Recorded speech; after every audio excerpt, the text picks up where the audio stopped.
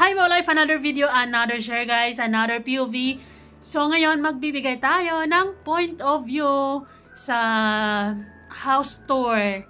And congratulations na agad-agad kay Langarisha at sa pamilya niya dahil new house unlock, 'di ba?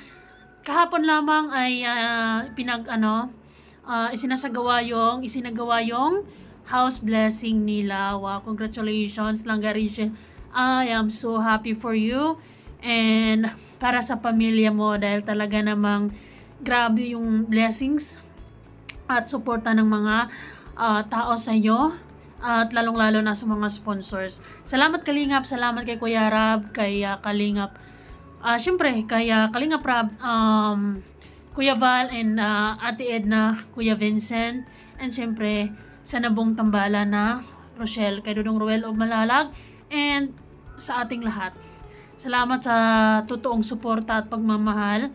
Dahil sa tulong-tulong na suporta at pagmamahal sa mga buting sponsors na talaga namang grabe. Speechless ako pagdating sa suporta nila na ibinibigay nila sa pamilya Morales.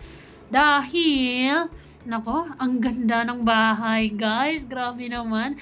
Ang daming nangyayari last few days actually, and hindi ako nakakapag-react ng dire-diretso gawa ng meron tayong nararamdaman. And as you can see guys, nagpi-face mask ako ngayon kasi kailangan dahil nagkaroon ako ng allergy. So, kailan mag-face mask muna tayo ngayon. Hindi nyo man makita yung ngiti ko, pero deep inside ay masayang-masaya ako para kay Rachel. Masayang-masaya ako na ang ganda ng bahay niya, no? Maraming salamat talaga sa sponsors, sa mga solid viewers, sa buong Team Kalingap. O, diba? Anyways, magpo-focus lang tayo dito mismo sa house tour. Simpleng house tour lang, madali ang house tour lang to actually. Papakita lang sa inyo kung ano ang anong itsura. And actually, hindi pa talaga totoong tapos, hindi pa talaga tapos yung bahay, hindi pa talaga na nalalagyan ng mga kung anong importanteng gamit na ilagay ni Rachel sa kwarto niya. Kaya naman may ibang mga fans na nakakapansin na sa kwarto daw ni Rachel bakit walang picture si Dudong Ruel. Oo nga. Pero naintindihan ko, understood para sa akin guys, kaya siguro walang picture doon si Ruel kasi hindi pa naman naglilipat talaga ng mga bagay-bagay si Rachel doon sa kwarto niya, no? Hindi pa talaga inilipat ng tuluyan yung mga gamit niya. Kung makikita nyo naman ay talagang ilan lang yung mga gamit na nasa kwarto niya. Ang ganda ng kwarto, napakaganda ng bahay. Appear. Ayan, congratulations lang ka Rachel. Deserve ng mga pamilya mo yan. Deserve mo yan dahil sa kabaitan nyo at syempre salamat sa suporta ng mga sponsors. Hindi ako magkasamang magpapasalamat sa mga butihing sponsors, sa mga sponsors na talagang totoong nagmamahal kay Rachel, sa pamilya Morales, sa Rochelle, kasi talagang ang ganda ng bahay. Sana all ka na lang talaga, caps lock, literal na sana all. Pero masayang-masaya ako para kay Rachel dahil ang ganda ng bahay, ang elegant na ng loob ng bahay. Ganda. No, excited ako na makita yung bahay na yun. Ay, para namang pupunta ako. Pero who knows, one day, 'di ba? One day, malay natin. Anyway, guys, ayun. Maraming salamat syempre kay Kuya Val, Ate Edna, Kalingap Rab, Team Kalingap, Kuya Vincent dahil sa pagtatagpong yun, alam mo yun, nagkaroon ng bagong bahay ang Morales family. At ngayon guys, ito yung pangalawang bahay na pinapagawa ng mga sponsors para siguro ay magkaroon ng medyo spacious or magkaroon ng space si Rachel at magkaroon ng sariling kwarto, ganon. Grabe, ang ganda. Mapapawaw na lang ako. Ito na guys, ang dami kong shot gawa ng ang saya-saya ng puso ko para kay Rachel. Ayun. At excited ako actually sa yung kabuang house tour na gagawin ni Rachel sa mismong vlog niya. Yung tipong meron ng mga gamit na ilalagay sa kwarto niya, kung anong mga decorations doon, di ba? At ayun, yung kumpleto na yung mga gamit, kung anong mga gamit na ilalagay doon. Kasi kahapon sa House Blessings, may mga gamit man, pero iilan lamang, no? Kaya sa mga nag-overthink dyan kung bakit walang picture si Ruel sa kwarto, don't you worry guys, hindi pa tapos ang paglalagay ni Rachel ng mga gamit sa kwarto niya. Hindi pa siya totally naghahakot, di ba? Iilan lamang po yung nalagay doon para lang kahit paano may mga gamit doon. Pero naniniwala ako na syempre, wala pa nga doon yung di ba? Mga iba pang mga damit ni Rachel. So kapag lilipat na yung mga gamit lahat ni Rachel, for sure naman may mga pictures sila. Kadami namang picture nila together and or solo picture ni Ruel. For sure yan, nasa wall yan. Huwag masyado mag-overthink, no? Anyways, ito na ngayon. Nakasala yan yung pinakasupa. Grabe guys, ang ganda ng nila, yung upuan, yung sofa nila, ang social talaga naman. Yung tipong kapag uupo ka, parang dadalawang isip ka kasi baka madudumihan. Ang ganda ng nag-design. Ganda, di ba? Elegante tingnan. So, yun po yung ilaw. Sala. At syempre, makikita nyo na yung kwarto ni Rachel. Ganda, ang linis. Napakalinis. Yan, may lamisa siya. May study table siya. Andyan yung laptop, yung mga ilang bag, may water bottle. Bottled dito, water. Na pwede niyang pakiditan. At may mga picture din dito. Yan, picture po ni Tita Marie. Yan.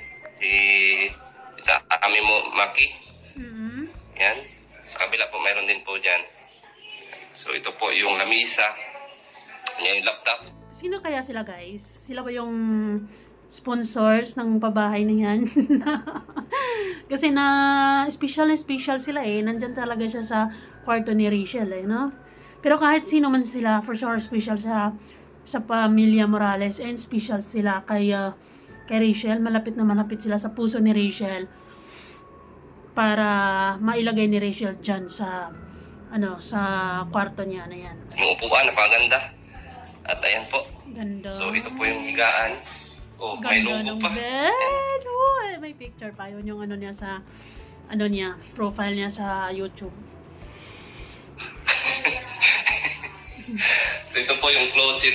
Wala pa. Medyo kulang pa ng hangiran. Diba? As you can see guys, sa mga nag-overthink dyan, kulang pa ng gamit. Hindi pa talaga totally naghahakot si Rachel ng mga gamit para mailagay niya lahat doon.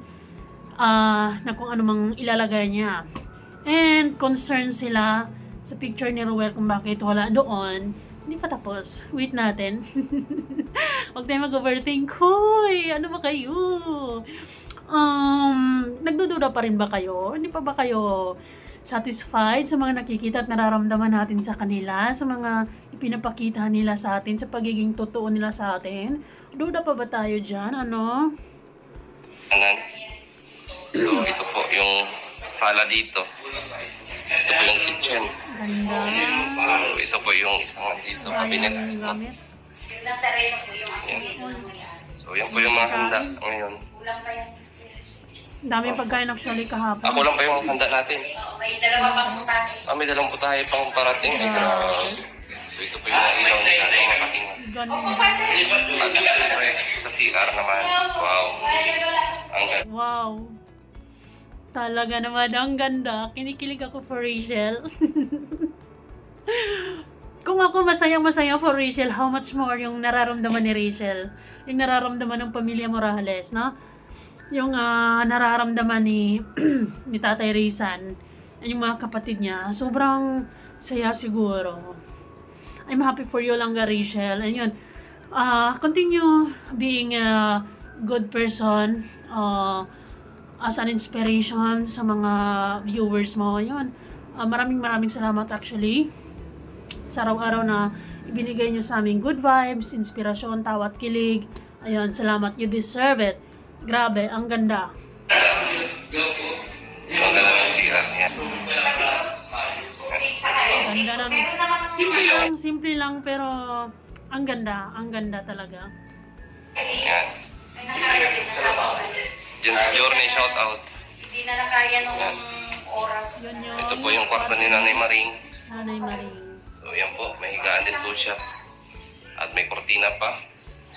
Yan. Ang ganda lang kasi yung kwarto nila, kung maglalagay ka ng side table na lang yung ilalagay mo kasi meron silang ginagawang parang closet ba, walk-in closet na tama lang.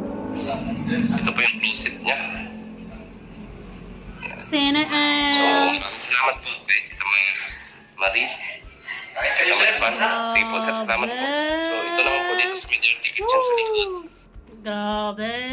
In fairness guys, yung Dirty Kitchen talaga, napahanga din ako kasi ang lawak, ang ganda.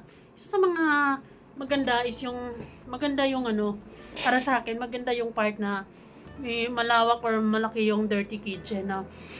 Kasi syempre dyan maraming ilalagay and yun, marami kang gagawin talaga sa kusina. So, dapat talaga spacious. Yeah. Hindi pa ito tapos yung... Hindi tayo tinipid sa espasyo dyan sa kusina and hindi pa nga daw yan tapos. Bahay, madami pa dito nga ayusin mga kalingap. Inuna lang po yung bread. Okay na rin yan kasi habang ginagawa yung Dirty Kitchen, hindi naman, meron namang isang bahay na doon din sila magluluto. At least dito, matutulugan na ni Nanay and ni Rachel. Malilipat na rin yung mga gamit niya, di ba? And ayun. Since ngayon Magkaroon na siya ng Sabado. sariling mundo. So, ayan po. Sariling kwarto. Dito po magtitinda dito ng sari-sari store. Wow. Kaya dito po sa likod nilagay yung ganito. Joke lang po. At syempre meron dyang ulingan. Yan. Ito po yung Dirty Kitchen nila. Napakaganda. Ang ganda nga ng bahay nila ngayon. How much more yung bahay ng Rochelle talaga. Yung sa kanila talaga in the future. Excited ako nun. Excited talaga tayo lahat noon, no?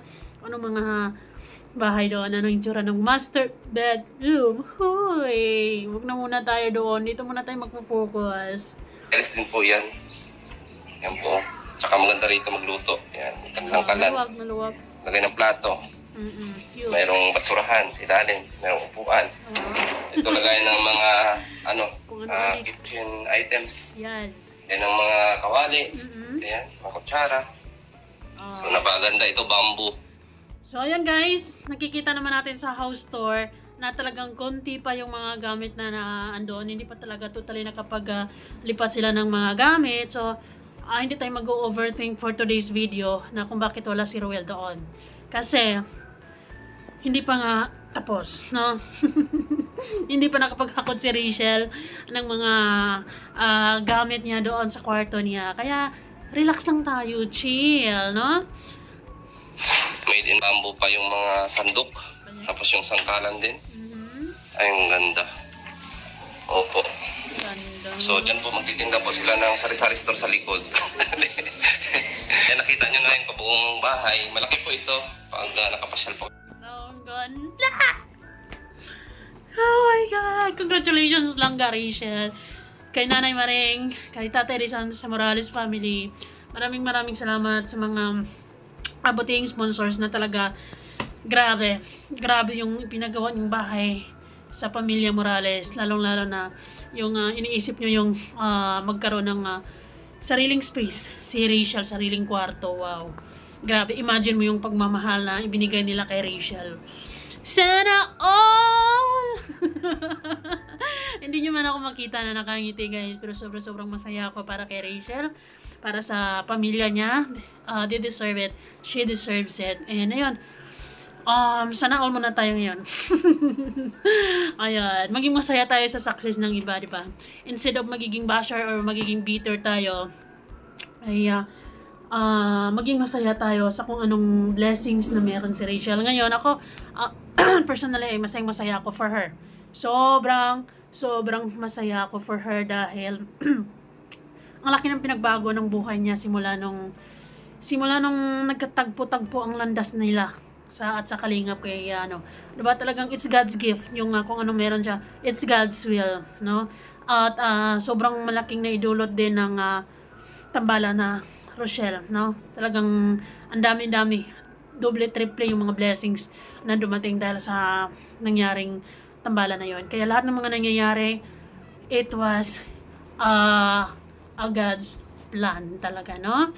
Ayun, Rachel, stay humble, stay mabait, stay who you are, and we love you for who you are, and yun, maging masaya ka, live the life to the fullest, and ayun, huwag ka na masyadong magpapapikto sa mga bashers kasi sabi nga, di ba, haters gonna hate. So, wala silang ibang gagawin sa'yo kundi busitin ka lang. Kaya, dapat isipin mo kaming maraming nagmamahal sa'yo kaysa ilang mga bashers na kung ano mga sasabihin niya sa'yo, no? Slay girl, always embrace positivity and avoid negativity. Congratulations. I love you. Ayun. Thank you so much for sharing this. Masasabi ko na achievements din to ni Rachel, di ba?